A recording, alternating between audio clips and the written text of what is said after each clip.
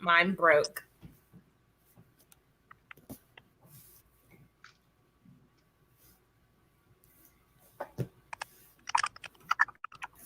And for some reason, my video is not working.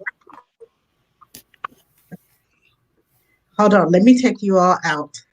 And then, and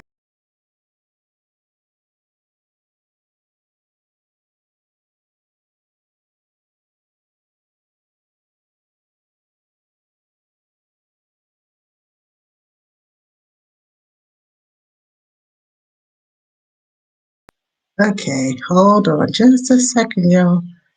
My video is not, that's not the one I wanted. This is the one I wanted. And for some reason, it's not. Technical difficulties, y'all. If I can get this to act right. The image. Okay.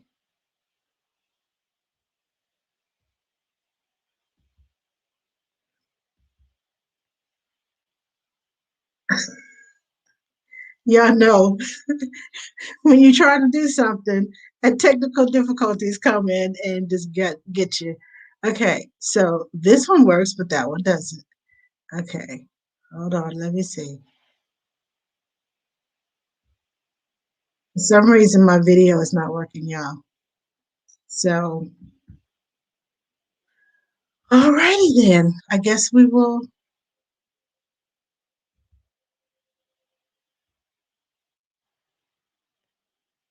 It keeps blipping, but it won't come in. Is it working? Can you all see that video? Anyway, okay, so you know what? On with the show. Um, let me bring everyone into the live stream. So let's see. We're gonna bring everybody in. I think we have everybody. Okay. Nope, that's not what I'm looking for. Okay. Okay. Hello, everyone. Okay, somebody's phone is on. It's echoing.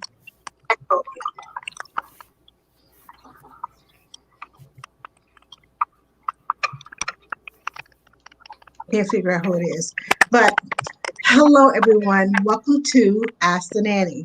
Tonight we are having a roundtable discussion. Hello, Allison. How are you? Allison is watching with us from YouTube. Am I echoing? I heard somebody typing. Angela.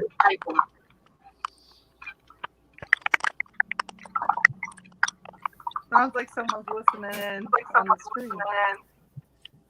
Yeah, somebody's looking at it on their phone. Hold on, let me see. Maybe.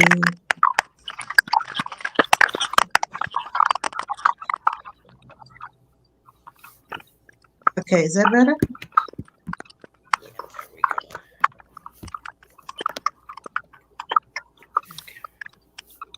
I'm not sure. The echo's gone, but I still hear the typing. Yeah, or somebody's. I'm not typing. I don't know what's going on. Hold on.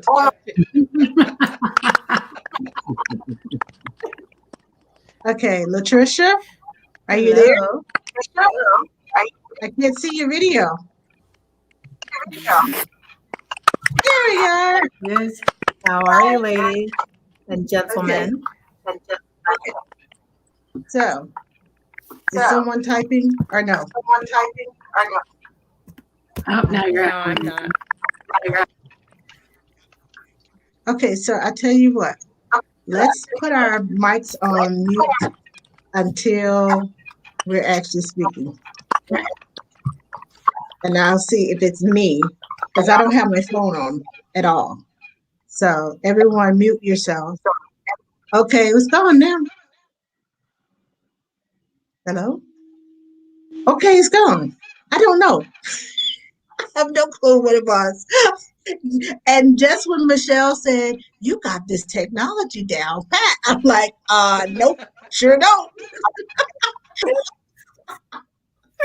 I'm like, fooled you. So, okay, let me start over and get it together. Hello, everyone. Welcome to Ask the Nanny. If you are watching, please share this video with your groups. Please share it with your friends. Please share it with your uh, on your page. I'm going to take my phone and I'm going to share it. Gonna do the same. Okay. So is everybody off mute now or on mute? Okay. Anyway, so share this video with your friends, with your groups, anybody who is of importance to you. Please share because this is not necessarily a theme. It is just whatever comes to the table. I'm going to let you all introduce yourselves, give us a fun fact, and while I share this, and then we'll be back for our discussion.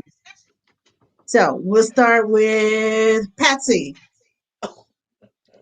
Yes, you first, because you're first on my screen. Right. Hey everyone, can everyone hear me? Yes. Hi everyone. So good to see your beautiful faces. My name is Patsy Andel. I have been in the childcare field for 30 plus years now. I've been with my current family for 9 years this year. I started when the first one was 4 months old. 3 children later. Um, I think I'm slowly ready to transition into something else in my life. I think as a nanny, we go in as one thing, and as the kids get older, we could transition out into something else. So I kind of feel that's where I am right now. Um, just a big and major supporter of the nanny community. I wish that this was around when I just started nanny. It would make my life so much easier. But I appreciate it and I love all that I have gained from being in this community. And I'm a big supporter, as Angela could always say too. Fun fact about me, I love bowling. Okay, Cynthia.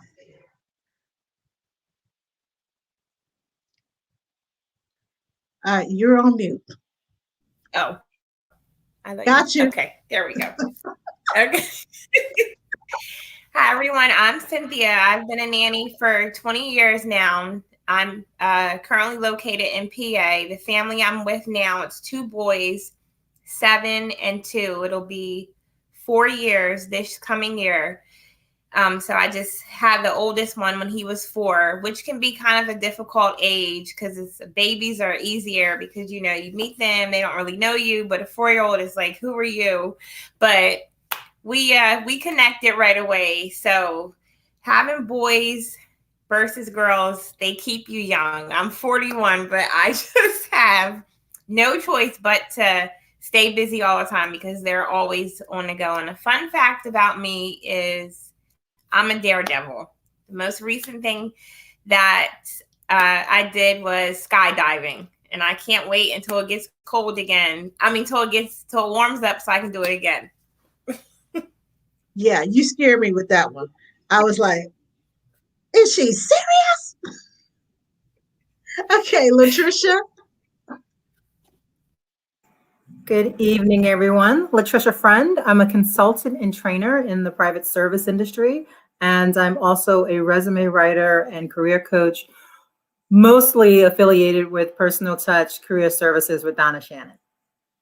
A fun fact about me, I am a total location snob. It's New York or it's nothing. I have traveled the world. I love it, but New York is the only place that fulfills everything that I need in life, and every other place exists to supply services and resources to New York.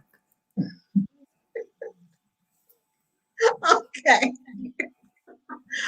Tanya.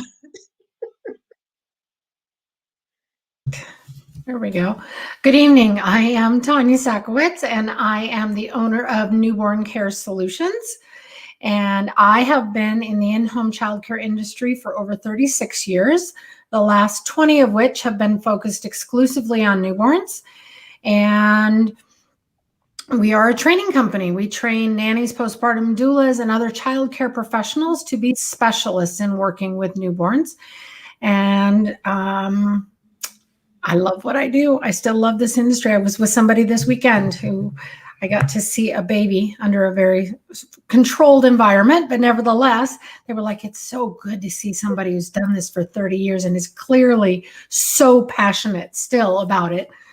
And I spent most of that time holding the baby. So fun fact about me, as much as Cynthia likes to be in the sky, I like to be under the water, preferably about 100 feet under, hanging out with the sharks.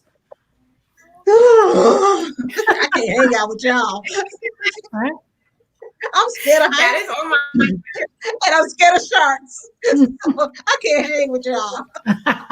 Okay, Michelle.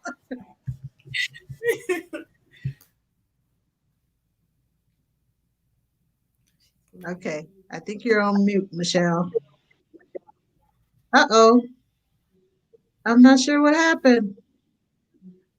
Okay, so Matthew.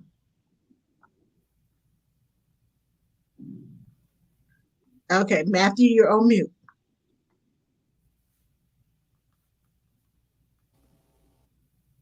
I Okay, had that all practiced.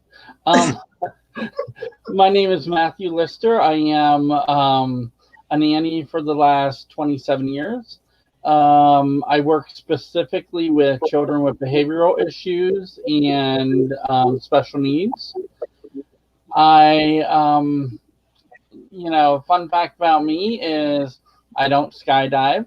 I don't swim with the sharks, but I love working with the sharks, the ones who fight and kick and fight. And I love working with kids that have behavioral issues because you can really see the difference that occurs and you can see the progress. And when they can transition from being like kicked out of school to being put back into school and things like that, you can really, that you're actually making a difference in this world. And to me, that's important as a nanny for us to do.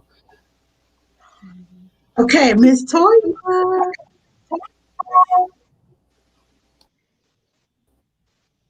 Okay, you're on mute. Can you hear me? Okay, I can hear you now. Well, I'm sorry. I did it. I'm sorry. My bad. Unmuted me. Hi, everyone. Hi. I'm Toya Hunter. Hey, guys. I'm the owner of Sweet Peace Infant and Family. I am a birth and postpartum doula. I'm a newborn care specialist. I am also a nanny and a mother of two rambunctious, beautiful girls and an older daughter as well. I have three kids. So my company has a whole family approach. I love working with the entire families. I love babies. I love teens. But I'm most passionate about working with the entire family. A fun fact about me, I love the sound of rain. I love rain. And it puts me at ease. And I think that's a fun fact, I guess. Okay. Let me see if I can get Michelle back in. She's buffering. Okay, so I'm not sure if she's on her phone or if she's on her computer. But anyway, we're going up. Hi, Michelle. Everybody's turning their heads sideways. Okay, now we got her. Okay, Michelle. Hi, can you hear me? I'm still having a I little can bit hear you. of feed. Can you hear me? I can hear you. Excellent. Well, I am Michelle Leroux. I have been in this industry for half of my life. I love everything about our industry. I was a nanny for many years. I was the INA Nanny of the Year back in 2004. I have an agency in Houston called Morningside Nannies. We operate and publish Nanny Magazine. We have nannytraining.com. We train nannies in 30 countries and best practices in childcare, and we offer a cash endorsed program in partnership with Nanny Stella. And I just love everything to do with improving the quality of care that children receive by nannies and everything about our unique community that makes us so special. I served as executive director of INA for many years, so I really have got to participate in various aspects of the industry. I'd say a fun fact about me is that I absolutely love coaching youth basketball. When you see me on the court, my full personality comes out, and it's something that I really enjoy sharing with my. Now you I can hang out with. I like basketball. I have 3 boys. It was always basketball, football, or baseball. I can hang out with you. Yes. Okay, so we're going to get started tonight on a topic that I put out today about snow, because it seems to be across the Northeast. There's a lot of conversation going on about the snow. And I know that Tanya recently got snow in Arizona. I was like, okay. So I was reading and reading and reading all Saturday and Sunday about this big snowstorm that's coming. And all the nannies were worried about, they're asking me to come and spend the night. I don't want to come spend the night. Dad wants to come pick me up in the SUV. I don't want to go out in the snow. I don't care. I can't shovel out like they can shovel out, because the trucks come by there. They don't come by here. The snowplows don't come by here. So I put together a letter. I'm playing devil's advocate and also trying to help the nannies to start a conversation if they haven't had the conversation, and to give them a template of something to say, this is an email that you can send to your family to and I know to some it sounded all simple, and it didn't make sense, or it sounded simple, or I can't use that with my family. I just wanted to start a conversation so that nannies will know that if schools are closed, the government is closed, and mom and dad are at work safe at home, I don't want you to expect me to be there, because it's snow. The same concerns you have about your family, I have about my family. And I think it should be equal across the board. And I even had a comment today. Someone said, it's just like the CEO of your company asking you to come and sleep at the office. And so you'll be at work tomorrow morning. You'll be there bright and early. And I thought about that. I said, that makes perfect sense. Exactly. Because when we go to work, that's our office. So I want to know your thoughts about snow policy, the contracts. So not necessarily in contracts, but as a household manager and personal assistant, I am used to working for families who have staff and are structured similar to a company in their household, right? Because there are several staff. There are housekeepers, there are chefs, there's drivers, there are nannies. We have a plan well before it snows, right? We have a plan well before there is a rainstorm or flooding. So I think part of it is that everyone being on board about what the contingency plans are for extreme weather. I'm in New York City. It's the Northeast. It snows. I mean, it's not like a surprise when it snows in Arizona. It's expected here from November until about April, because it could happen. So there are already plans in place as to how that's going to work. And luckily with the families that I work with, I'm not the child care provider, and there is more than one nanny. So we have it figured out already who, if the storm happens, who's already here and how does that work? I think the biggest part for families who don't have staff, a lot of staff, where there's just the one support person as the child care provider, is that I think a lot of parents forget that they're also employers. and that their home, their sanctuary is someone else's workplace. So they don't have a plan for that because they don't see it that way. But part of that is, go ahead. I was going to say, I think you're right on point about the importance of planning. I think as I followed that discussion too, I was a little bit surprised. I think 10, 20 years ago, I think nannies really viewed themselves a little bit more right in the service industry. I think they're working for doctors, people that have to be in work even when it snows. So back, I think 10, 20 years ago, it wasn't uncommon for, a nanny to just have a bag, have a room, have a place to go to stay overnight if there was going to be a storm. And you were working for a family that couldn't just not show up for work because there were people's lives perhaps truly depending on them. And I'm talking about people who, are perhaps working from home, but are truly, in the operating room, anesthesiologists. They're people that choose to have a nanny because they can't have the level of customized care, the level of flexibility, the level of commitment that come in other childcare settings. So I think in my experience, the planning was always key in that I would have thought that more nannies would have been. Uh-oh. Sorry about that, y'all. Anyone else want to chime in? Okay, go ahead. Okay, I wanted to just chime in. Obviously, in New Orleans, we don't get snow, but we do have our hurricane season, which, just like the snow, we know it's coming, we know how to plan, we know how to prepare. You have to have it in your contract. Otherwise, you're kind of stuck in the middle of everything trying to figure out, okay, who's going to take care of the kids during this time? And if the parents are flooded in, how do you get to and from work and things like that? So just like, and I am from Pennsylvania, so I do understand snow quite well. So you have to have that planned when you start the job, so that the very first hurricane season or the very first, blizzard season or whatever, you're not sitting there going, okay, what do I do? How do I do it? Everybody's on the same page, because if not, it's going to lead to a lot of confusion.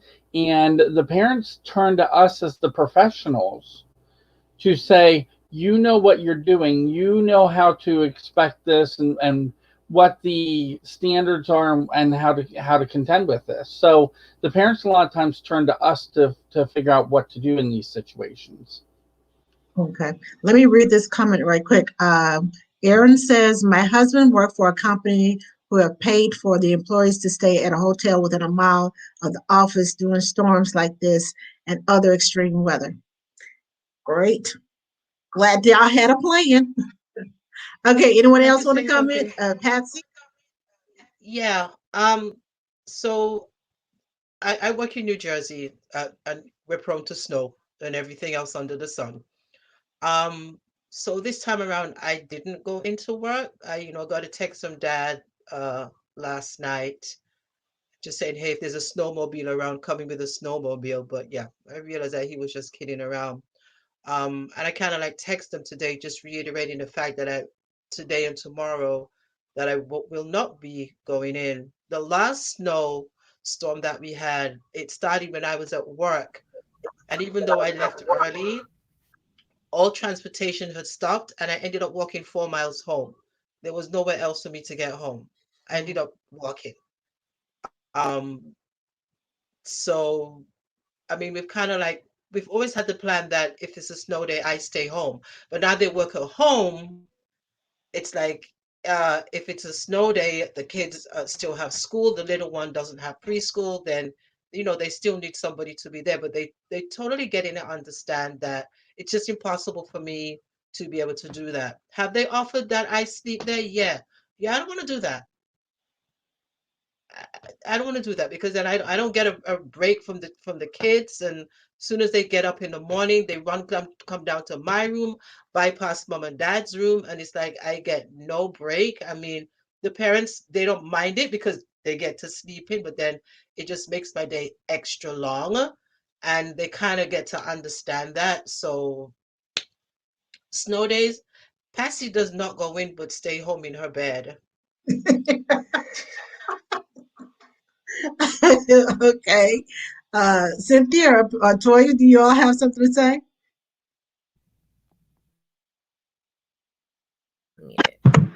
Well, I'm in Louisiana, No, go ahead. and so I can agree with Matthew. We have hurricanes here, and you just have to be prepared. It's just the same as everyone else. You have to have these discussions in advance and not wait until the last minute to figure out what's going to happen. And your charges are not mind readers, so nannies have to advocate for themselves and speak up and just have these conversations ahead of time at the hire. Yeah, Meecha says sometimes nannies are afraid to talk about these things. Yes, I totally agree. They are. And that's why I wrote the letter, because some of them will write them and send them an email before they will talk to them. Or at least the email can open up the conversation, which is why I wrote the letter, because all the feedback, I was like, wow. And someone's like, I didn't even think about a snow clause. I need to add that to my contract. I'm thinking, if you're somewhere that it snows, then you need that. I didn't think it would snow in Austin, but it did 2 weeks ago. And then by 2 days after the snow, it was 70 degrees again. So, the whole city shut down on Monday because it snowed on Sunday. Whole city shut down, schools were closed, all that. Well, I didn't work until Monday night, so the snow was gone. So I was like, man, I gotta go to work. So yeah, but having that plan and being able to talk makes a difference. Okay, Cynthia, you were saying? Yeah, so like Matthew, I currently live in PA, but I also lived in South Carolina for 3 years. So they don't get snow down there. And if they do, like you, Angela, the whole state shuts down because they're just not equipped to deal with snow. But when a hurricane takes place, the family I work for, we discussed that, and it was decided we had to evacuate where I was living. So I just went with them. That's not an issue for me, but I don't have kids and I don't have a husband. So I'm okay with picking up and just going. And as far as snow days, the family I currently live with now, well, I live with them, so I don't get snow days off. So the parents still have to work. So the kids and I, we just hang out and keep busy all day. But if I did work for a family where I was not living inside the home, I would if I didn't feel comfortable driving, I would just, communicate that to them. Because our lives matter just like their lives matter. Exactly. Tanya? That's a really good point. Sorry, Tanya. No, go right ahead. I'll wait. That's a really good point about having a family. If you have children, if you're a nanny and you have a husband and children, you have to consider their lives, their work schedule, and their school schedule. So it's best to discuss these things and consider your own family when you're at the hire. What the clause should be, and to have an open conversation about it. Yep, I agree. And while I live in Phoenix now, and we had, at my house, I had 5 inches of snow, and it was 70 a couple days, like 2 days later. Wow. Our school was not closed, nor was anything else. And we don't know how to drive in the snow here. I do, because I grew up somewhere else, but nevertheless, nobody knows what to do here. But I used to live in Seattle. And like Michelle mentioned in the beginning, well, let's see I'm really dating myself. So my set of twins would be 32 now. And when they were babies, that circumstance happened in Seattle. And I lived on a very high hill that was the first road shut down in the city if it snowed.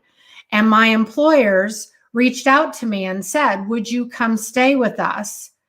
But what they did say was, and in consideration of the fact that you're giving up your time, and we will pay you, and we will pay you at time and a half. for the whole time that you are here. We will cover everything, and you will still have your normal off time. We will take really good care of you, I promise. And they honored that. And that was 30 some years ago. But it comes back to the point that Cynthia made. These are things that you talk about. Yes. You go over them and you look at how are we going to deal with this? And almost every one of us has said this. Talk about these things. And I love that Toya said, talk about it during the interview. Mm-hmm. Okay? If you address something before it happens, you've created your contingency plan and you have actually provided that opportunity. So living in Phoenix, would I put a snow clause in a contract? No, but I might put an extreme heat clause in a contract, because when it's 122 degrees out, nobody should be outside. And it's miserable and it's hot. And depending on your personal circumstances, it could be dangerous. And also, you have to think about not just a spouse or children or a partner, but you also have to think about pets at home. Yes, yes. Because they could start, if you at someone else's house for 3 or 4 days, how are they going to eat? Who's going to go over there? What's your contingency plan on your pets? So that's a big deal too. Mitch Harper said, in general, weather emergency or some kind of unforeseen event, what is the plan? Should cover natural disaster, etc. A home plan if you're working there at the moment, tornadoes, etc. Yes, I totally agree. You should have a plan.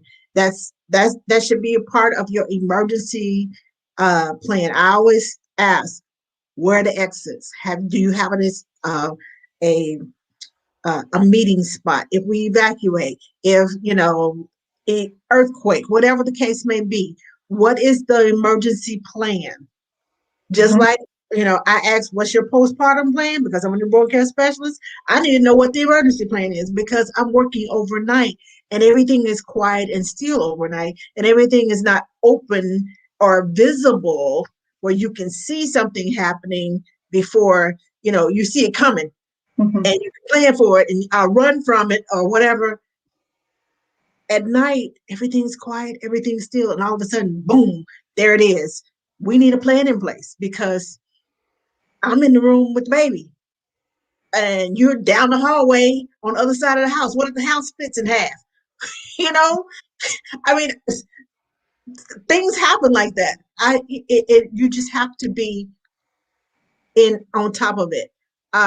Sonia says, I always go to work in storms. I live in Manhattan and work in Manhattan for 20 years. Ooh, bless you. But I think, one of the things that I'm hearing from everyone here is that there's really no right or wrong answer, right?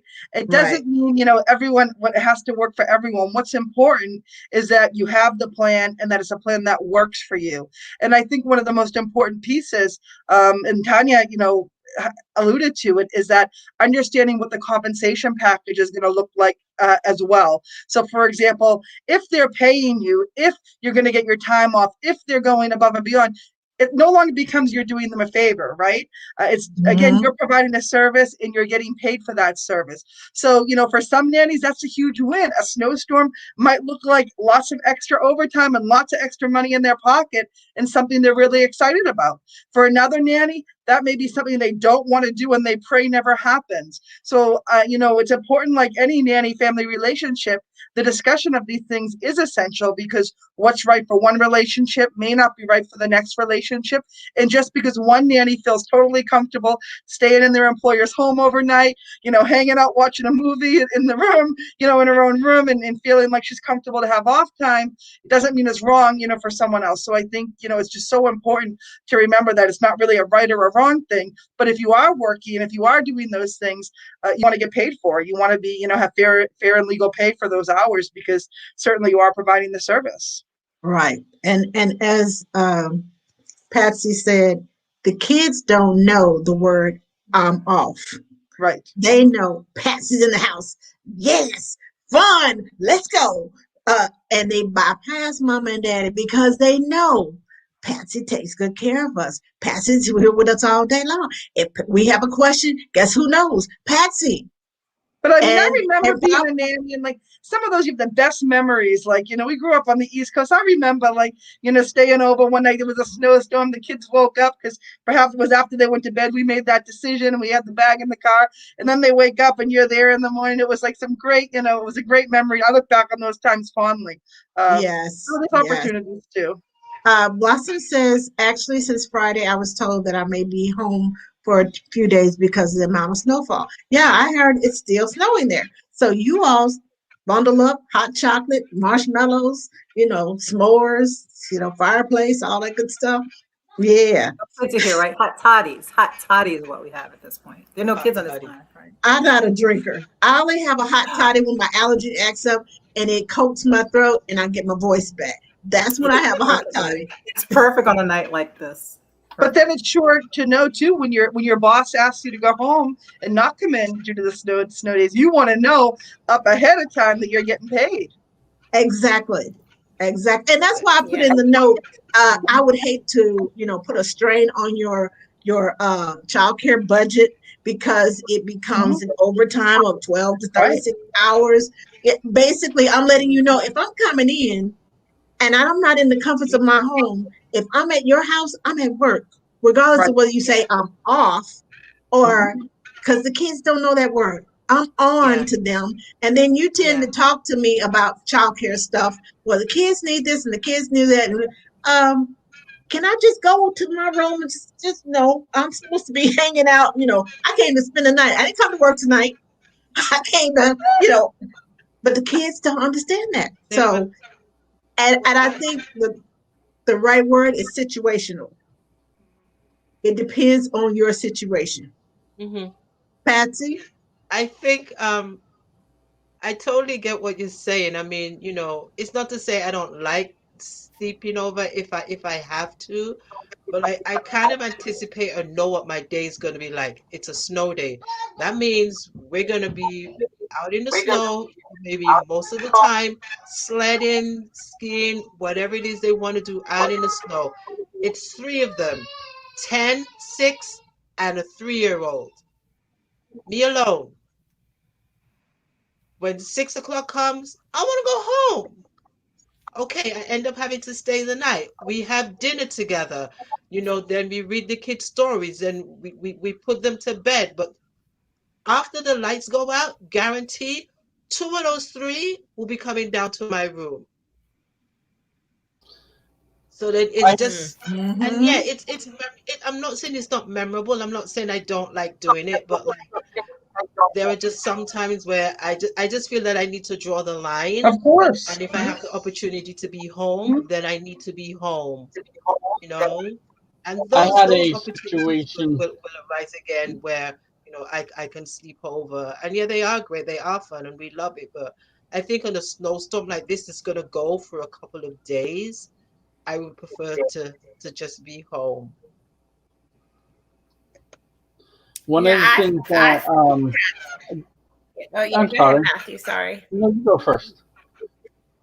I was gonna say I feel you, Patsy, because I'm a live-in nanny, and like I look forward to when it's 7 o'clock and when I get off, and it's quiet, and like on the weekend, I live here, but thank God the family I work for, they are overly respectful of my space. And on my days off, they don't allow the kids to come find me unless I say it's okay. Because when you're a live-in nanny, like you're off, but if the kids see you, like Angela and Patsy said, you're not off because they want to be under you. And then on top of COVID, we are in the house together a lot. So like we all like to have moments where we're not breathing the same air, including the kids. The oldest one, really. He's like, I'm gonna go in my room. That's fine, honey. Go. As long as you need to say we love you. But go ahead and go in your own area. We'll see you soon. Matthew? I was just going to say one of the times that I had to evacuate with the family, um, we evacuated into a hotel and they got me an adjoining suite. And we ended up having to put a stop sign on the door because the children were too young to really understand the word no or off the clock or anything like that.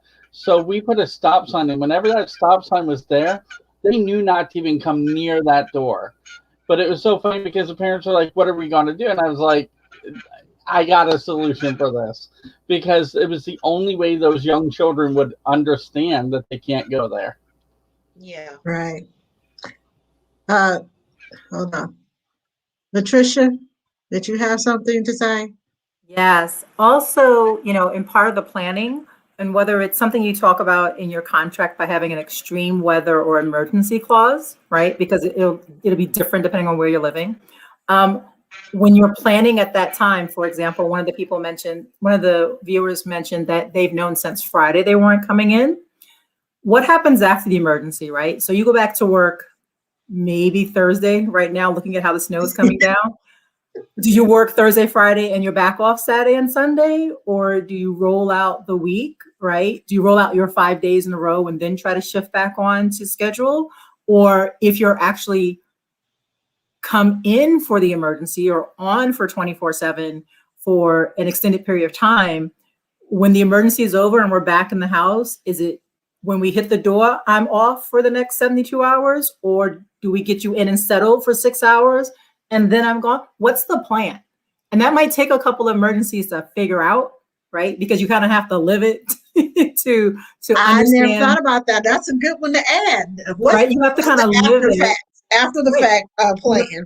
Yeah. See, luckily for all the families I've worked for, there's more than one nanny. So it's like the next one knows that at the door, literally the exchange is either at the door or 1 hour into getting the house settled and doing the exchange of information. I always try to build that in. If there's more than one nanny, we want to exchange, more than one caregiver, we want to exchange some information on what's going on face to face. And then, yes, then you're off for X amount of time until we can smooth back into the regular schedule. Okay. Christina says, parents ask me all the time when I'm out with my three nanny kids, oh my God, how do you do it? My answer is always the same. I get to go home at night and rest and recoup for the next day. Parents do not get that luxury. This is true. This is true. And she says, I count on my off time. I don't blame you. I don't blame you. It just depends on now that I'm older. When I was younger, yeah, I could do that. Yeah, even though I had children at home, there were exceptions because I had a village working with me and my children. But now that I'm older, my kids are grown and gone. I'm like, oh Lord, I'm too old for this. So I'm just like, 55 is coming up, and his neck and his knees. Ooh, okay. This shoulder's kind of hurt because I hold the babies on this side and burp them. So those little age things start coming in. And if you have arthritis, the cold is not your friend. I have Raynaud's syndrome. The cold is not my friend because I can't feel my fingers. When I get cold, I can't feel my fingers. The day it snowed here, I was away from I went and got some logs, and I created a fire. I was like, why would we be in Austin and have a fireplace? Well, that day I had a fire in the fireplace because I'm old. And I realized that I have limitations now. And because I have limitations, I know how to write my contract differently than when I was in my 20s. Okay, so we're not going to be going up and down the stairs 50 million times at night. You create me a station upstairs where the baby is, because I can't be up and down, and then you complain about the baby crying. And why is the baby crying? Well, my knees weren't working so well, so I had to slow down going up and down the stairs. So hey, it's your choice. Give me a station upstairs, I can keep going up and down, and you keep hearing the baby cry. One or the other. So it depends. Like I said, it's situational. Okay. So, does anybody else have another topic? I think we have drained that one dry. No, I work my normal day. Okay, so when she gets off, she works a normal day. But that's a good thing to have a plan, a a fallout plan after the emergency. Have a fallout plan, a debriefing plan when it's all over and said and done. Anybody else have a topic? Any of the uh, listening audience, do you have a topic? Uh, Angela, I'll throw something else out that we're talking about. Another important thing in our agreements to include are things like, who's the power provider if the power goes out in your home, the parents are at work. Those important things surrounding house safety. So if you're home and the emergency does occur, the storm comes, knocks out the power.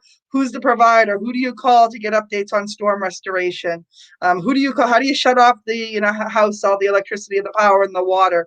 It's important to have a binder, have that old family binder together with all that information so that you do know what to do, how to get the power back on, who to call. There's nothing more frustrating than spending an hour on hold with the wrong utility company, right? So I'm definitely understanding the house, understanding, the accounts, what you need to do. If power goes out, if you lose internet, those kind of things that do happen during a storm. If there's a plow company, if the home, has a contract with the plow company and they're not there, it's snowing, the parents are due to come home and the driveway's still, 3 feet of snow. Who do you call? What do you do? So I think that's important too to cover in terms of when you start a new position, to know those things, especially if you're in a place where snow is a problem. And I'm sure, Tanya, there's probably things where heat's a problem, things that, that we don't think about that would be important. yes. It's huge here if your air conditioning goes out. We had our air conditioning go out on the bedroom end of the house. So our house had more than one unit, but on the bedroom end of the house in July. Ooh. And it took us 5 weeks to get the air conditioning replaced. So we literally were camping out in the family room. Thank goodness my kids were pretty little then. And we made it fun. And we put up little pop-up tents and put sleeping bags. And they thought it was fantastic. I, on the other hand, did not. But yes. So if we lose power here, it's just as bad, but in a whole different way, because the heat can be very dangerous very quickly here. Or if you get a flat tire, if you're the nanny and you're driving here in the summer, you have to know how to get a hold of AAA or their insurance, especially if you're driving their vehicle, but even what your own covers. Because 3 hours with a newborn baby or a toddler in a car, it's 122 degrees outside. And I say 122, but that's not uncommon here. And that vehicle, it can be over 200 degrees very, very quickly. And very so important if you're working somewhere else. Like if you're from the East Coast and you take a job in your neck of the woods, so important to learn about those things. So absolutely. Or if we get our big dust storms. When the very first year I moved here, I was working and we had one of those big dust storms. They call them haboobs. And you have to know what to do and to drive in those, because there's very specific ways that you have to drive. Everybody thinks, oh, just pull over and park. But if you don't turn your headlights off, it looks like you're still driving and then cars slam into you. So there's a lot of things. Absolutely. Wow. Yeah, that's an important thing to know. Mm-hmm. Wow. Wow. Okay, so Christina had a topic she wanted to discuss: boundaries for parents who just want their kids to be happy and constantly feel the need to step in at the first tier, especially during this work from home period. Yeah.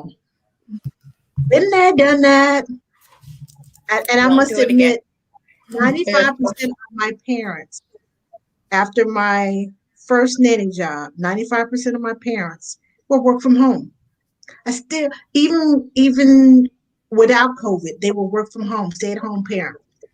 And we had a discussion at the interview about children cry, children get upset, and how I handle temper tantrums It's okay. I feel like it's okay for a child to be upset. If you got a 2-year-old and they're pitching a fit and they're crying and screaming, I just move out of the way, make sure there's nothing around them to hurt them, and I let them be mad.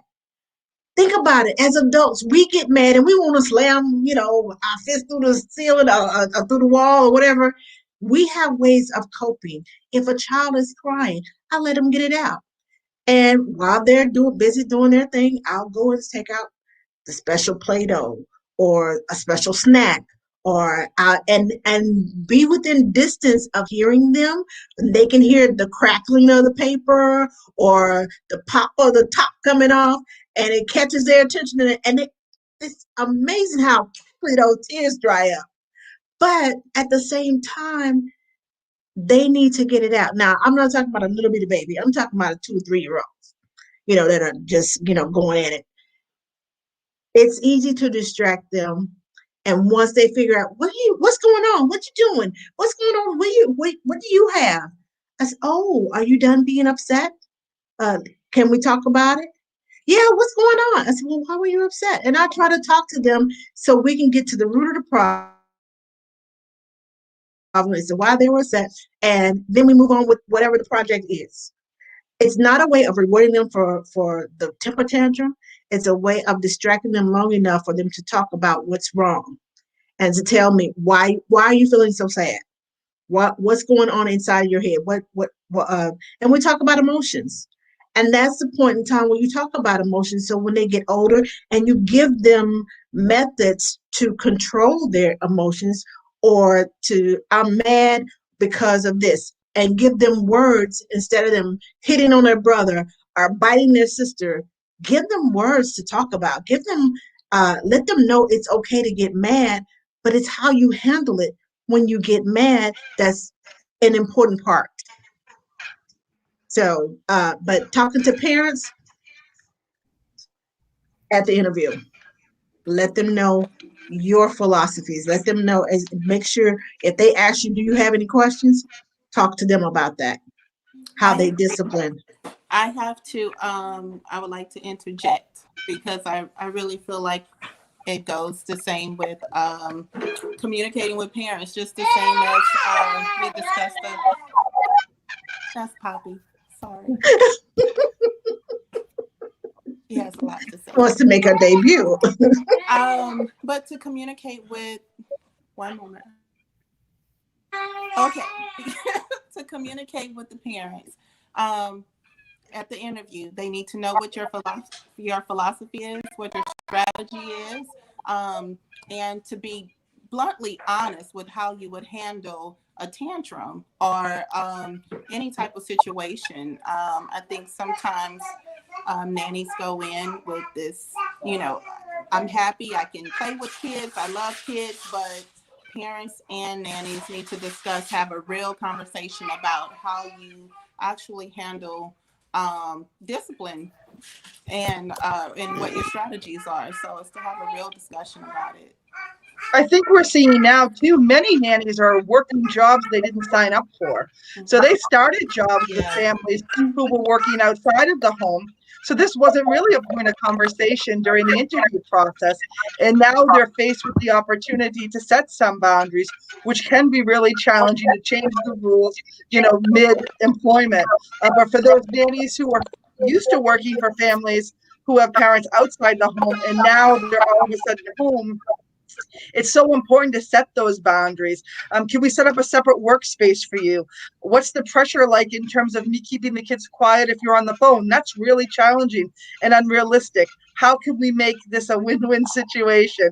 What time are you going to do calls? Can we align that with nap time?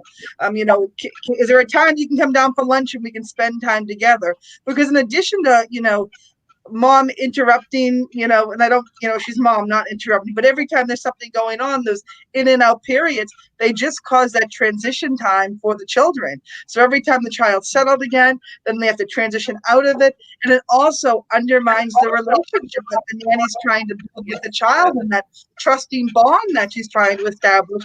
And it says to the child, mom doesn't think the nanny can handle this. So it is so important, and I know it's so uncomfortable for many nannies to have those conversations.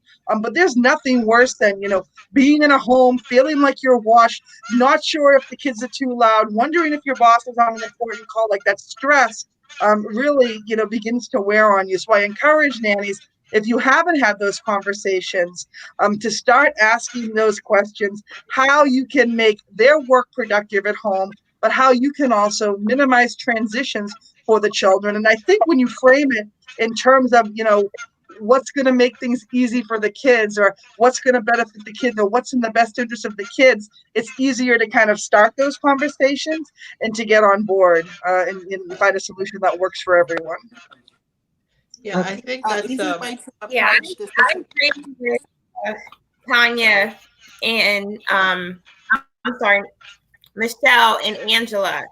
I am just like Angela. I ask their views and how they handle discipline at the interview, because in my opinion, that is one of the biggest things that will cause you to get fired or leave a family, because it's very, whether the parents are working from home or not, if you're not on the same page, the kids, that's a green light for kids to go back and forth, and then it just builds tension in the house for no reason. So having that uncomfortable conversation about discipline is important, because it just paves the way for if there's an issue when they're a 2-year-old, because like Angela said, a baby is very different.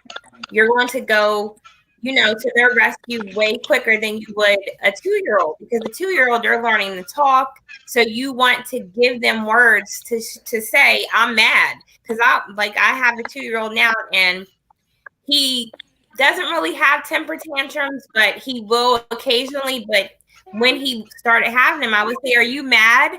And he would say, yes. I said, well, you can tell Cece that you're mad, because Cece gets mad too.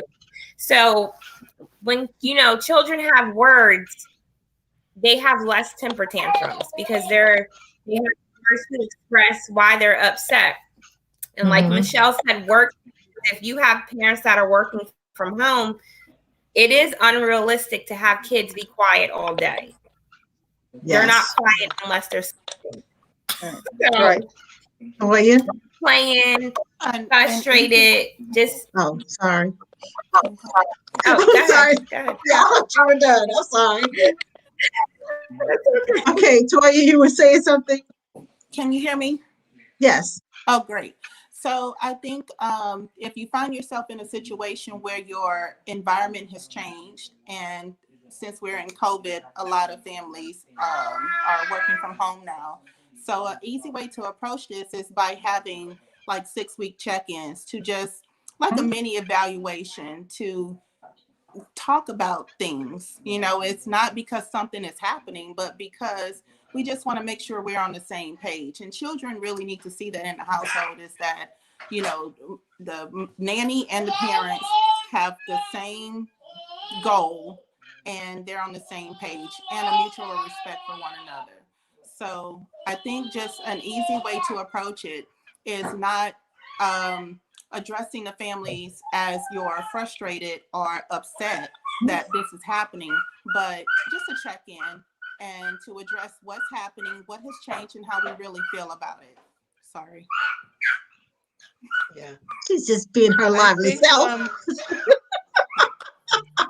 Those natural opportunities are so much better than, letting the intensity build and the resentment build, and then all of a sudden it explodes. So when you have those opportunities, and that you're going to have a check-in, like we've established that every Friday we're going to have a 5-minute goal. I mean, I called for 7 years. I called my boss at 1:00 every day. Now, she may not have answered the phone. It was just our quick in, like, hey, our plans changed. We're doing this. Hey, but it was an opportunity that we knew if we had to connect with each other, we would have that opportunity. So nothing ever really built. The resentment never built, because it was natural, conversation that we knew we were going to occur. We didn't have to kind of find an excuse to have a conversation and, do the whole positive, negative, positive. I mean, we knew we were going to talk. The opportunity to connect was there. And I think that's, what makes long-term relationships, last. And you said I something think about when positive, negative, positive, negative. Um, I was speaking with someone a while back, and they had the check-in meetings, but it was always negative from the parents what she wasn't doing right. That's hard. And it's like I was like, no positive. It's always what I'm doing wrong. Don't do this. We noticed you did this. Don't do that. Don't go here. Don't. This is off limits. That's off limit. And okay, you can go. And I'm just thinking, is this a two-way street? Are you all working together, or are you just working for them? I always work with parents, not work for them, because I feel that we should be a team. And if I say no, they back me up. We could discuss it later, but what did Miss Angela say? If Miss Angela says no, then it means she had a reason for saying no. But I don't agree with what she said. Well, we will talk about it later. But right now, Miss Angela's in charge. So what she says goes. And that's one thing that you also need to talk about in the interview process is back me up. Don't make me seem like the Yes. bad guy. Don't make me seem like, well, yeah, they can go on and have it. I don't mind. Do you realize that they've had 5 pieces of chocolate today already, and that's why they swinging from the rafters? But you want to give them the whole Halloween candy bag. Yep. Oh, ladies, Jenna, I have a story. I remember one night we had made, the kids were little, I had made eggs and linguiça, okay? And they had liked it, they had it before.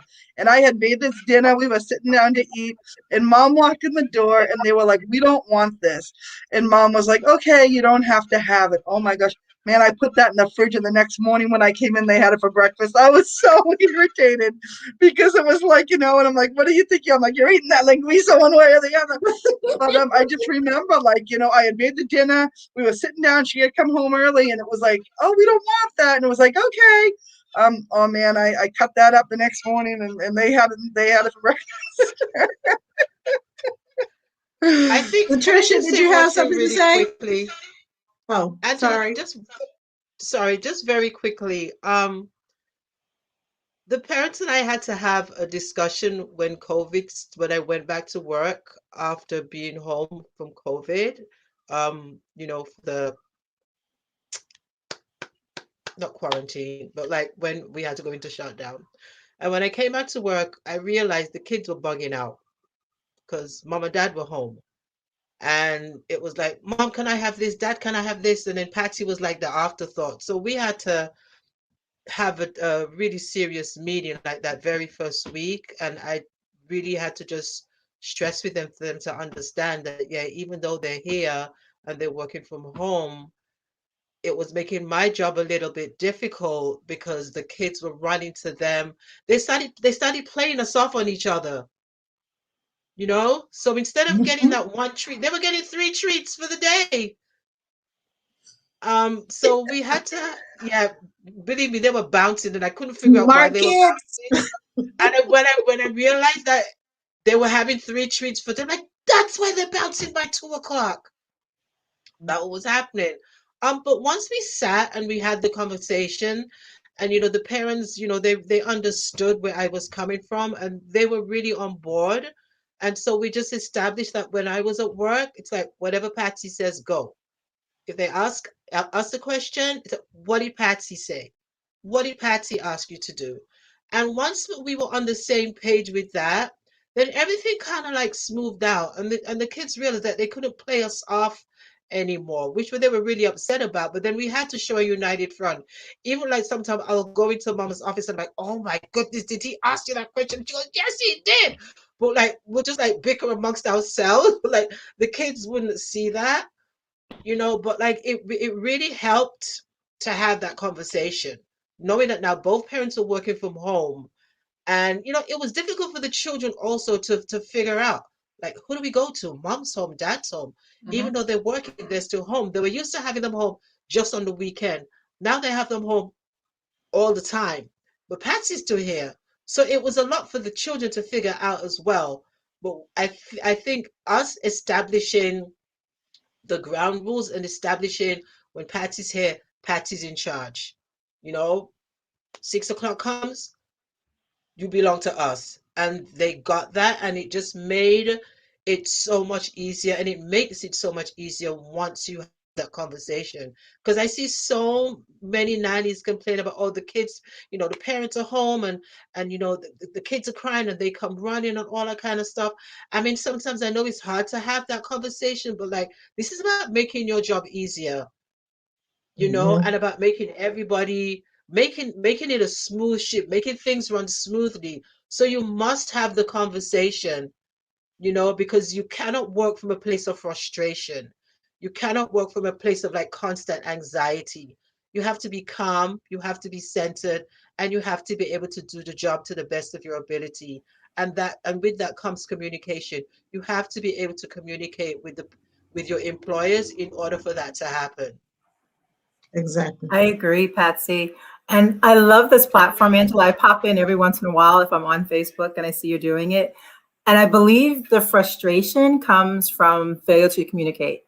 But from what I see in working with nannies, there's a difference between a career nanny and a nanny who has a nanny job, right? If it's a nanny job, that communication is vastly different from a career nanny, right? Angela's a career nanny. Patsy's a career nanny. Cynthia, Toya, Michelle, Michael, career nannies, right? You've had that early on nanny job, but you realize your passion, you realize your strengths, you strengthened your weaknesses, and you learn through experience, and hopefully your networking that you've been able to do, over the course of your career, right? But a nanny, someone who has a nanny job, that communication level is not there because they're fearful for their livelihood, right? Because the interview process is vastly different. The interview process for a career nanny versus the interview process for someone with a nanny job are two different things, especially on laying out what you model, what you do. An emergency plan, if you're in a nanny job, and that's both, it comes from both sides. Not only the nanny, it's the family, right? Is the family hiring someone to partner with raising their child, or is the family hiring a title of nanny, but we just want a babysitter, right? It goes both ways. But a career nanny is going to go ahead. To piggyback on that, like, and you talk about there's models of nanny care, right? There's a coordinated model of nanny care, and that's where everyone works together. There's a surrogate model of nanny care where the nanny really is in charge. The parents perhaps work, and they only see the kids in brief periods of time. Then there's custodial model of nanny care where it's more of a micromanagement model where, the parents lay out the rules and the nanny really just follows exactly what they're supposed to be doing. It all starts with identifying what type of model of care you work best in too. Right, like that language, those three phrases you gave, custodial care, cooperative care, that's career nanny language, right? And I know this is a professional, right? Yeah. And I know this is a professional group, but I also know that some of the people I'm seeing in the chat are nannies who have jobs, right? The job is nanny, and those are two different things, especially when it comes to the communication of emergency planning. Laying out what is the model, what is the nanny role that I play in your home. And like I said, this panel of career nannies, you get it, you got it, you've learned that. That's through experience.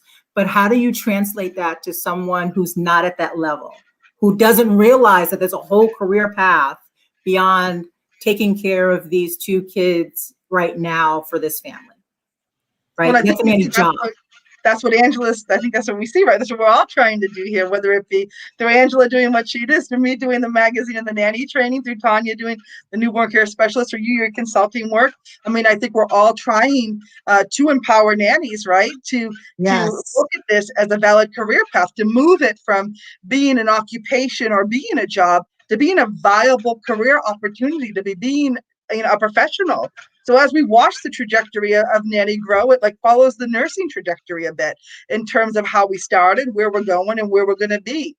So I think we all want to let people know who may view themselves in a position where this is just a job. If they love it, if it's something that they want to do, there are opportunities to out earn, to out benefit, to out enjoy numerous other jobs. I mean, I have a degree in chemistry. I graduated on a Sunday. I started my nanny job on Monday because I knew that wasn't what I wanted to do. And I learned about this underground world of nanny, and I learned that there were nanny groups and support groups. And I think we're all trying to, in our own ways, in our own paths, connect with other nannies and let them know that if you love this, if you're good at this is valid, this is legitimate, this makes a difference, and there is a place for you. So I hope that we can all, give those nannies the opportunity. Oh, I know. I work in families who have career nannies, but in my consulting world, I do run into who have no idea that INA exists, right? Yeah. When the first time I mentioned it to them, as they go, wait, there's a group of us, New York City, working families and working nannies. They're like, wait, what? Yes. Yeah. Yeah. That was me 20 years ago, remember? I remember talking to Becky, Kavanaugh, you want to come on the board? The board of what? There's a nanny association. I remember there's a nanny agency. What do you mean? And getting over the years, do you remember, maybe you're too young, maybe, but you'd get a nanny job and the agency that put you in a job would give you like a piece of paper with 3 other nannies' names on with their kids' ages, and you connect and meet at the park. And, that's kind of how the old school networking happened. And, now as things have evolved online, it's easier than ever, but you have valid points. I mean, it's definitely true. There are people that do this and they don't know any different. And it's sad because they don't have the support that comes with having the networks that we have. Yes. So you're doing great work. Continue to spread the word and awareness. Yes, I'm with you. I have come a long way in 4 years because I didn't know all of this existed until 2017, and I've been nannying since like 2001. So I would meet a nanny occasionally at the park, and we, but it didn't stick. It wasn't a, hey, let's be nanny friends. Let's come to the park at the same time. Let's have play dates, whatever. None of that happened. So it was me and the baby. And if I saw somebody along the way, they would wave. And even when I first started nannying, I was afraid to tell somebody that I was a nanny because they were like, okay, is that a real job? I was ashamed of what I did because of how people saw our industry. But now, shout it loud and shout it proud. Hello, we are professionals. Okay. We are career nannies. We know what we're doing. We can handle your babies quicker in 5 minutes than you have their whole life. All right, you Well, better Angela, say it. I wanted to, while we're still on the subject, I wanted to help the nanny out who had the concern about the children. I do feel like since we're in the COVID era, this is new territory for not only for nannies but for parents as well. So we have a 9 to 5 parent who is all of a sudden home with their baby or home with their child that they have not seen for the past 2 or 3 years. So I want to encourage nannies to have a different approach to a new normal. So instead of thinking that it's a way to frustrate your day or disrupt your day, to find ways to connect the child and the parent so that they can find a new way to bond. And you may get a break every now and again. Sometimes the situation goes from, the child doing whatever they want to do because the parent is there. But sometimes you can encourage that behavior so the child feel more connected to their parent. And that's what we're there for, to help them, to make their lives a little easier, to help children feel more grounded and help support them in their development. And a large part of that is to make sure that they have a successful relationship with their parents. And I just want to encourage nannies to have a more sensitive approach to facilitating that. Okay, this is a long message from Christina, who introduced the topic. She says, I've been a nanny for 14 years and with this family from when the 6-year-old was only 4 months and left for about a year. And I'm with them again now. Before they were going into the office and now they both work from in home. 6-year-old is doing Zoom school. This has thrown a wrench in my experience and education. We do work as a team, but I think they're just scared for me to let to get burnt out and leave. They went through 2 other nannies before I came back. Wow. Yeah, that's a lot. Yeah. That is a lot. So, yeah. Um, so I have I'm sorry. Go ahead. okay. So I have the 3 kids that 2 of the older ones are home. The third grader and the first grader are home. The youngest one, he goes to part-time preschool. Uh, but mom works in the office, but dad, he also helps the older boy, the third grader, and I help the first grader. Um, and we kind of like make that work. There are days when I am with all 3 of them at once because dad may have meetings to go to, and that's just fine. But it is a lot. It is an added thing. I never thought that I would be basically homeschooling, a first grader and a third grader and a preschooler all at once. But it kind of got thrown into the mix. Yeah, and it is a new normal. Like Toya was saying, it is a new normal. But um, you have to go with your comfort level. If I feel that I'm doing something with a third grader and I'm not comfortable with it, I'm like, hey, dad, I'm not too comfortable with this. So I really don't get the math just throws me. Forget the math. I can't do their math. I'm like, dad, figure out, I'm not even going to play. I don't do the math is something I'm handle the third grader math because I can't do it. I'm sorry. It's structured differently. I don't do it that way. And then when It's I not try the to old tell math, it's brand new But math. I Right. know the old Right. math. I don't Right. know this math. And when he comes with, I said, no. So I let dad handle that math, but I'm okay, doing, and it is tough. It is a lot more on your plate, but I think you have to, in order not to burn yourself out, to be vocal about it. Once again, I'm comfortable doing this, but I'm not comfortable doing this. And this is where I need backup. This is where I need help. And this is where mom now we involve grandma. Grandma was a speech therapist in school, so she helps the younger one with reading. So instead of us having to get a tutor, we have grandma coming in every now and again, on the phone to help her with her reading. So it's about being vocal. It's about speaking up. And yet you could burn yourself out if you try to take on too much. But I think you just have to let them know this is what I'm capable of doing. This is what I'm not capable of Hmm. doing. Nowhere when I started nannying with this family did I think that I would be, like I said, in a COVID era, having to deal with their classes on Zoom and making sure that they're logged in when Zoom crashes. What do we do? How do we get back into Zoom? How do we make sure all the assignments are done?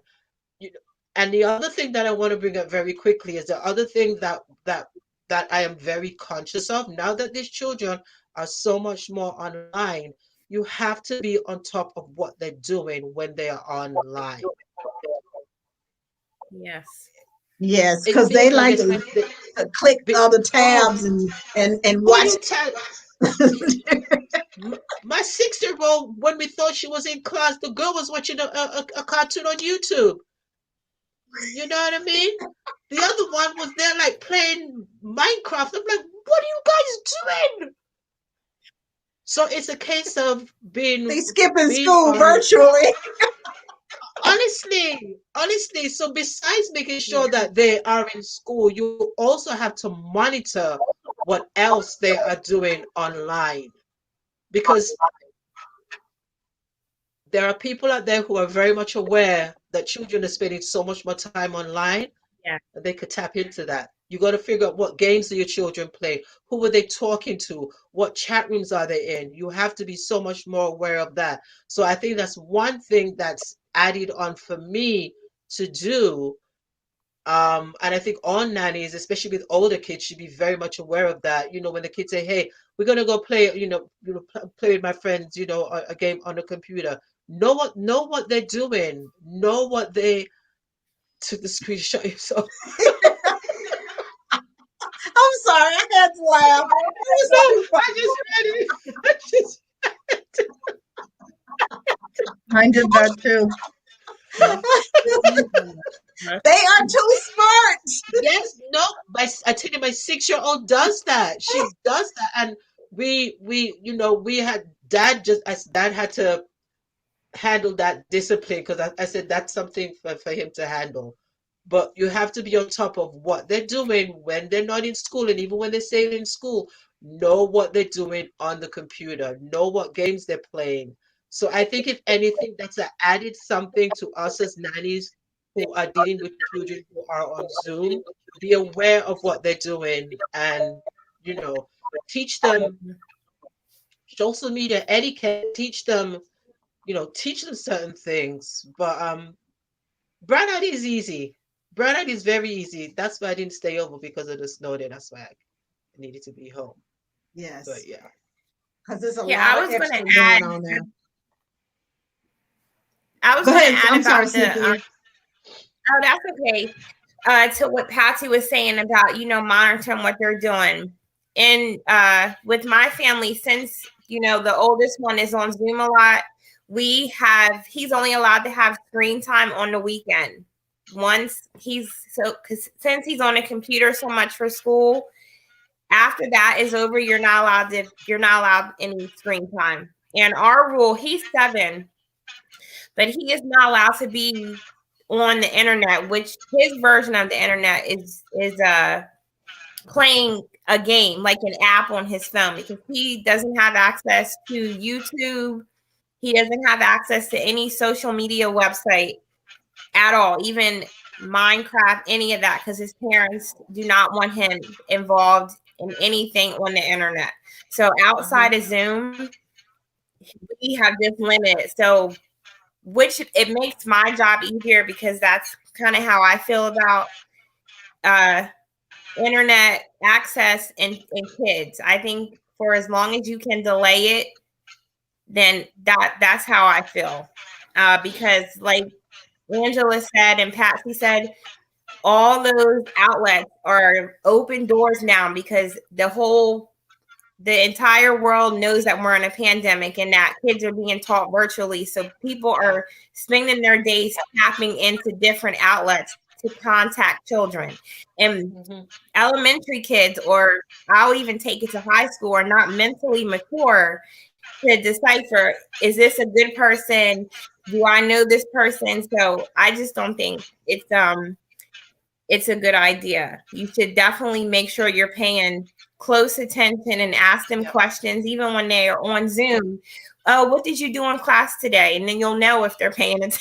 You'll know if they paid attention. Like my little one, they use Google Classroom. So I have his emails set up to come to my phone so I can see who he's emailing, even his friends, his teacher, so we can make sure that he is not saying anything inappropriate, which he's not, but just so he's not emailing when he's supposed to be paying attention in class.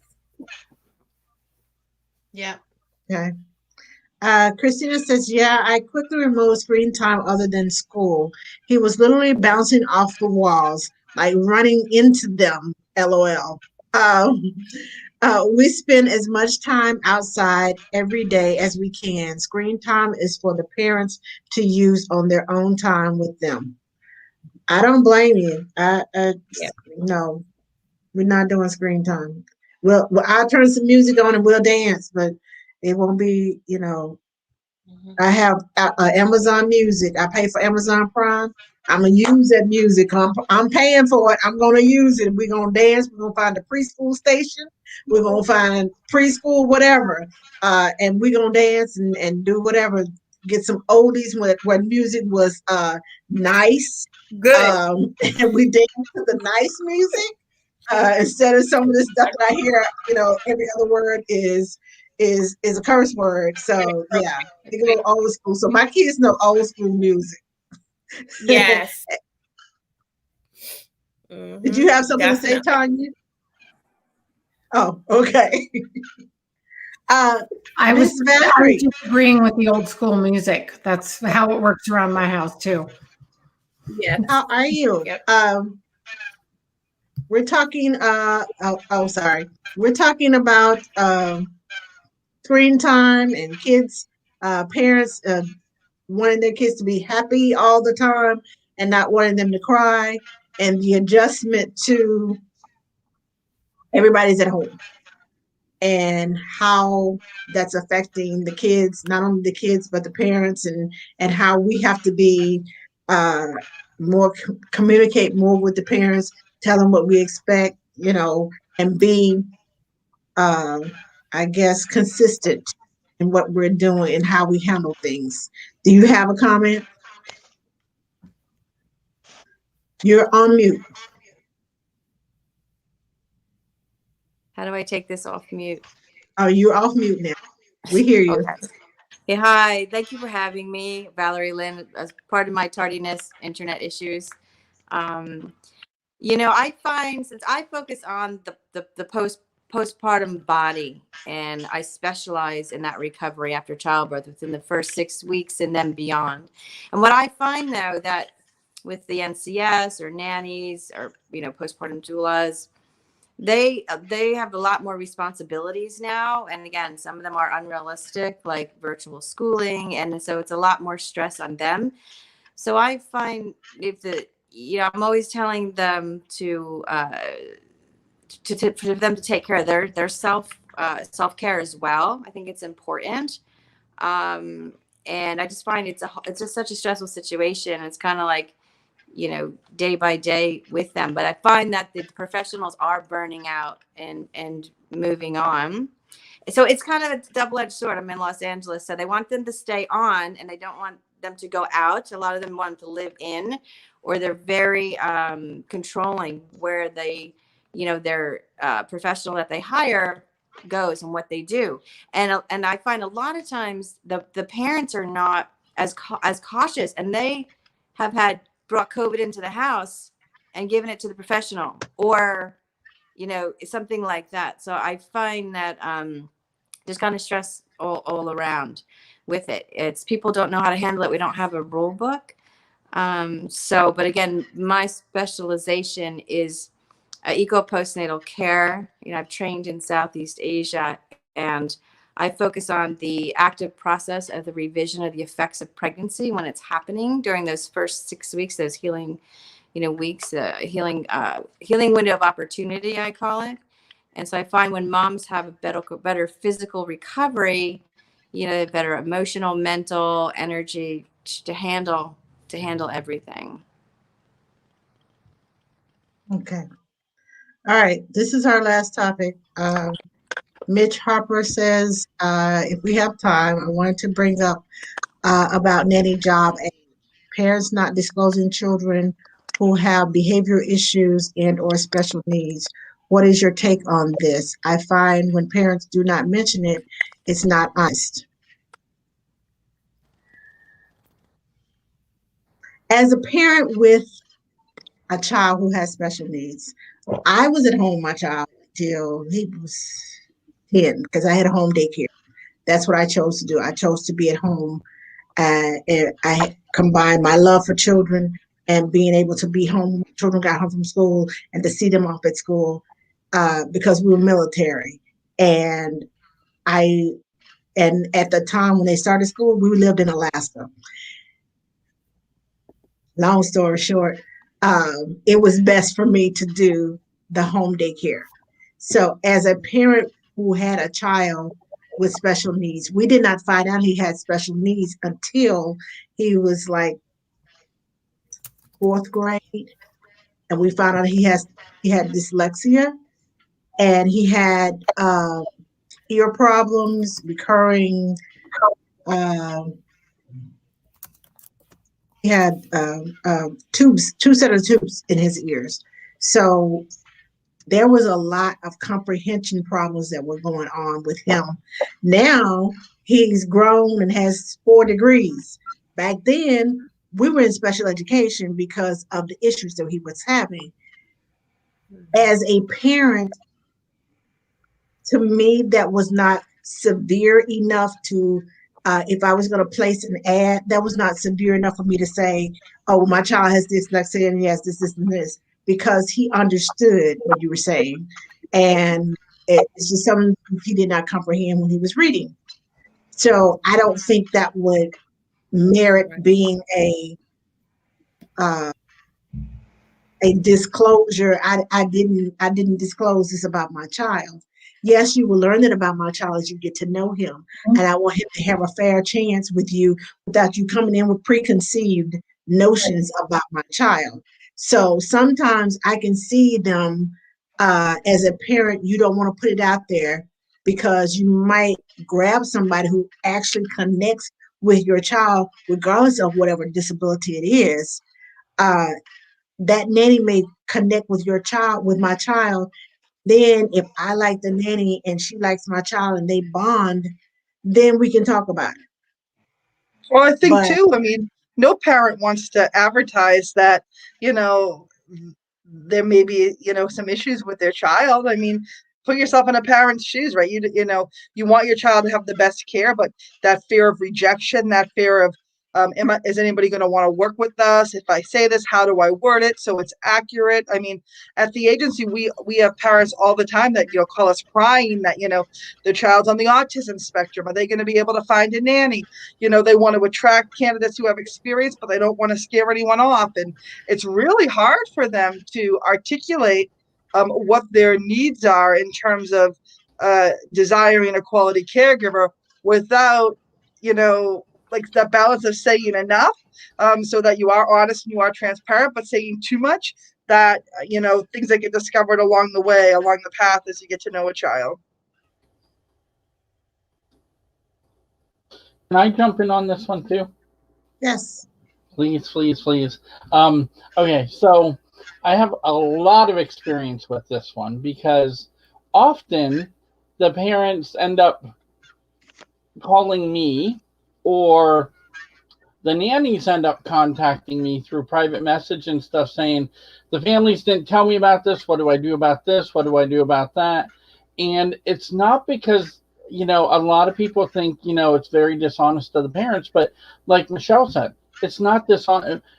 If I had a job that I wanted you to do, like if I asked you to come in and clean my house and I was a severe hoarder, if I said to you, I'm a severe hoarder, would you want to come and clean my house? No. So if I say to you, I have a child that has behavioral problems, oh, you might get scratched and beat up and kicked and spit on and stuff like that as part of his disability, you're going to sit there and say, nope, not going to do it. Or you're going to sit there and say, okay, I'll do it, but I'm going to charge you $50 an hour to do it. Well, So sometimes it's their first child and they may not even know, right? They may have exactly. a toddler that's super Yeah, aggressive that's and they big. might just think, oh, he's a boy, he's yeah, a toddler, this is what they do. And then, we have more experience than some of the parents sometimes. And we go in and we're like, oh my gosh, this is not typical. This is perhaps some sensory seeking, and in our minds are going with what could be going on. But sometimes the parents, they just think they're perhaps bad parents and they're desperate. They don't even realize there could be something deeper going on. I had one parent who, when I took the job, she said, they say that he's got behavioral problems, but he Who is got they say? the school and everybody else. Okay. He got kicked out of 3 kindergarten classes from severe violent behavior. And the parents were like, and they say he may have disabilities and stuff, but as it turns out, when I started working for him, the mother was in denial that the child even has a disability. The child had already been diagnosed with severe autism, and the mother's like, he's just a little aggressive. It must be what we're letting him watch on TV. And as it turns out, it was his disability. And I ended up working for them for 9 months. And my very first day with that kid, I ended up with a bloody nose and 2 black eyes. The very first day with him. And the mother was like, I don't understand why he would be aggressive with you. And so it's one of those things where a lot of times the parents, once their kids are diagnosed, they don't want to admit that there's an issue. They're not ready to admit that there's an issue. So it's not that they're lying. Yeah. It's for them, it's just not really that big of a deal. And so we have to be very careful to help the families. And, this type of work isn't for everybody. So if a nanny goes in and sees that this isn't the right thing, the nanny automatically needs to tell the parents, yeah, this is not my scope of my field of expertise, so therefore I'm out. And if they have a contract in place, they will get compensated for that time that they not only worked, but for the severance for leaving. So they, if they have a good contract worked out, they won't lose out on anything. I think too, it comes back to that experience. We're in a world now where trauma, a lot of the behaviors that we're seeing, really, as nannies and as professionals, expanding our scope of understanding trauma-informed care is so important, because we're seeing, more and more kids who their behaviors are really truly a result of trauma. Yeah. You're right, Mitch. It is a lot for kids when they lose a lot of nannies. And but parents want to vet the nannies because sometimes it's the nannies who don't have all the experience in special needs, but they have all the compassion in the world to work with that child, to be patient with that child, to go with you to physical therapy and to the doctors, to the pediatrician, and to occupational therapy and whatever other their anger management or whatever it is that they need. It's that nanny that they need because that nanny has that special connection, that special the special bond that they connect with that child. Sometimes if you say, well, I need a special needs nanny, it's in their head. Like some nannies are like more like what's the word I'm looking for? They're more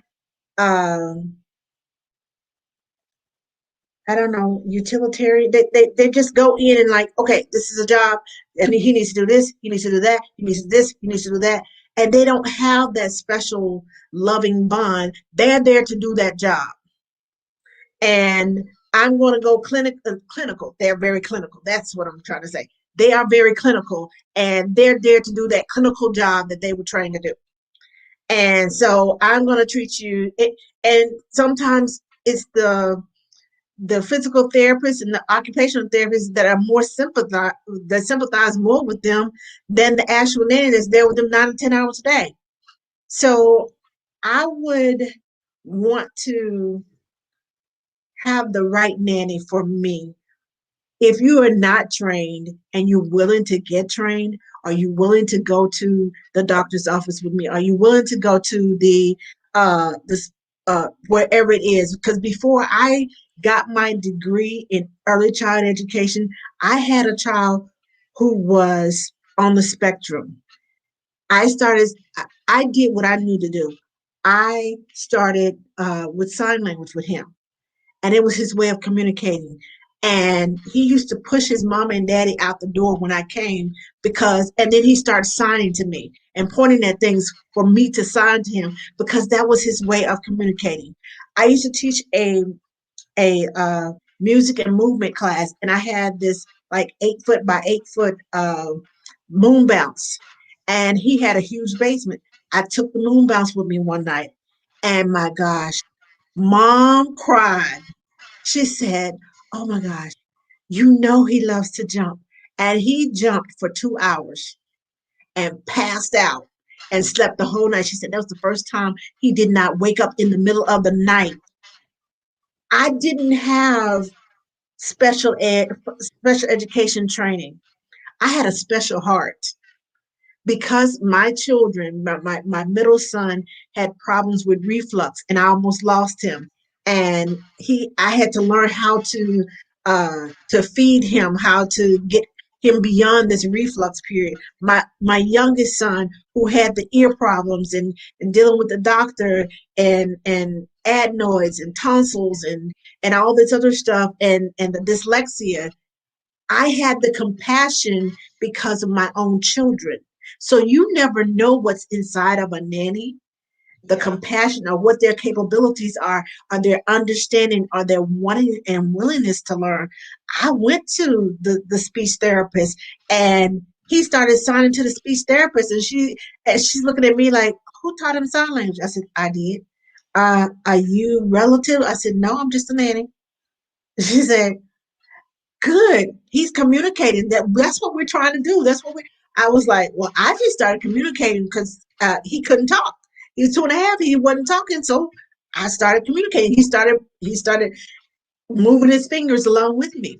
So you never know what nanny has what capabilities. So don't limit yourself to I need a special needs nanny. That's all I'm saying. No Anybody truer words else? spoken. It's true. The right nanny for the right family. There are a lot of special needs nannies that don't even realize that they're special needs nannies. Exactly. They have the heart for it. And it takes a special heart just to be a nanny, period. Yep. A career nanny, period. Because some who are looking for a nanny job are just there, okay, I need this paycheck until I make it to the next whatever, my acting job or my until I get out of school and go be a lawyer or run the world or whatever I'm going to do. This is my temporary job until I get there. But those of us who are career nannies, who are in it to win it, and we're in it for life, and we've had 11 children up under our care. It is a passion for us. It's not a job. It's a passion. Yes, we get burnt out because we give and give and give until we can't get. Our cup is empty long before we get burned out because we're used to running on fumes. So it takes a heart, a special heart, to do what we do. And it takes a special, not only just a special person, but it takes a special heart and it takes a mindset of, I want to understand this child. I want to know. I'm going to take the time to get to know them. I'm going to take the mindfulness classes so that I can teach my children ways of coping with their anger and their big emotions and help them to get through it. I'm gonna sit and I'm gonna do the breathing exercises. I'm gonna let them be mad because they're mad and not tell them, stop crying, stop crying. You don't need to be crying. Why are you crying? I'm not gonna yell at them. It's okay for them to be mad. Think about yourself. I always tell parents, think about yourself. You get mad, you get angry. You know how to internalize it and deal with it. Kids don't. All of their stuff is outward. If it's in me, it's coming out of me. And they act out because there's a reason. So stop looking at the action and start looking at the root. Now, I'm done. I've said I have preached my message and I'm done.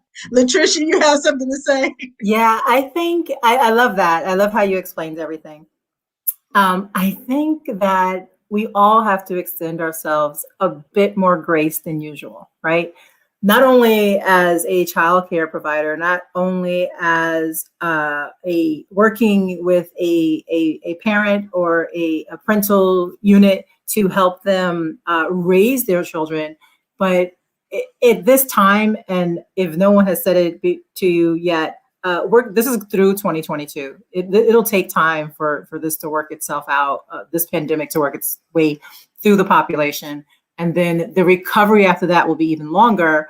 And to extend ourselves and everyone we're around just a bit more grace than usual. Reach out for help if you think you're getting close to your edge. This is a great network. There's and the edge of this network is even more networks available to you on various platforms, and just knowing people locally that you can talk to. And for parents, again, for those of you who are parents, you're working, you're raising your kids, you're all in a very confined space. I'm alone in 6 rooms, and every now and then I get a little stir crazy, so I can imagine what other people are going through. But extending grace, and really good families extend that grace who understand their employers, and they want to keep everyone happy, and they want to keep their nannies coming in.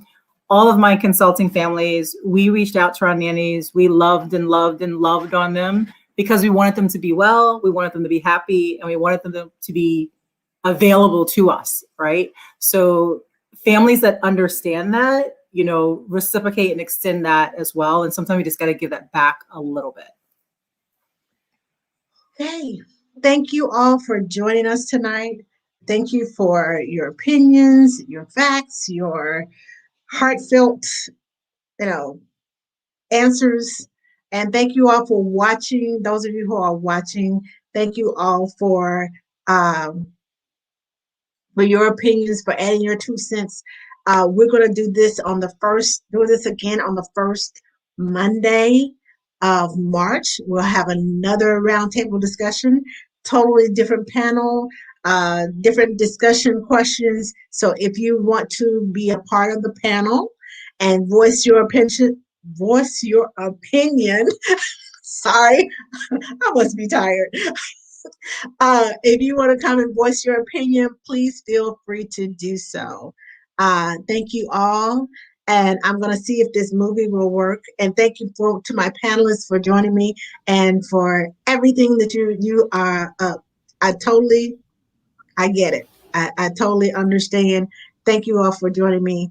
And I'm going to see if I can get this movie to work and on our way out. Good night. Good night, everyone.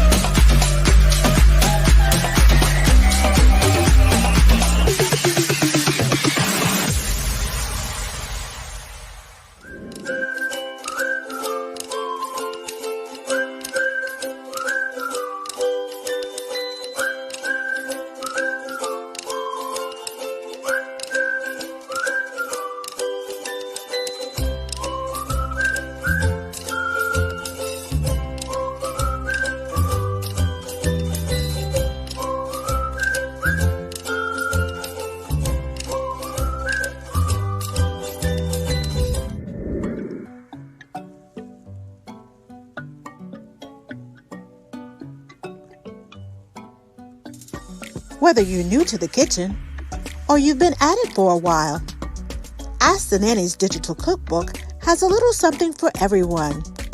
Be sure to purchase your copy today on atnanny.com or the Google app. Ask the Nanny's recipes galore.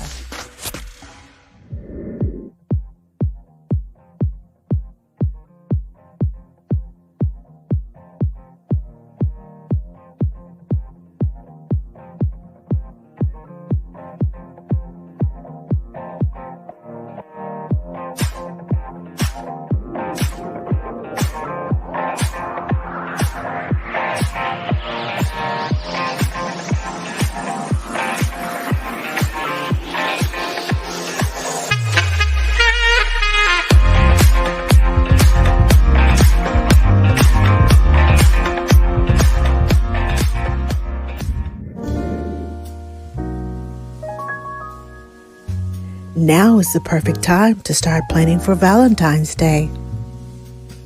The Sweethearts Box by This Jam Good has everything you need to help create the perfect romantic evening. Don't get caught scrambling at the last minute. Place your order today.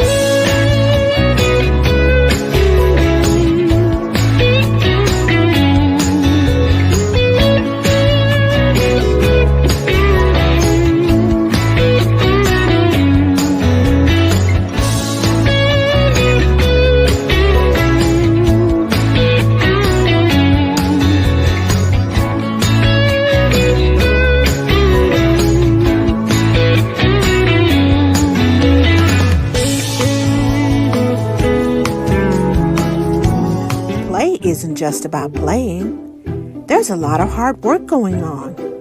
It's about balance and cooperation, counting and measuring, critical thinking and problem solving, hand-eye coordination, precision, sharing and socialization, music, sequence, patterns, spatial relations, cause and effect, teamwork, imagination, and creativity.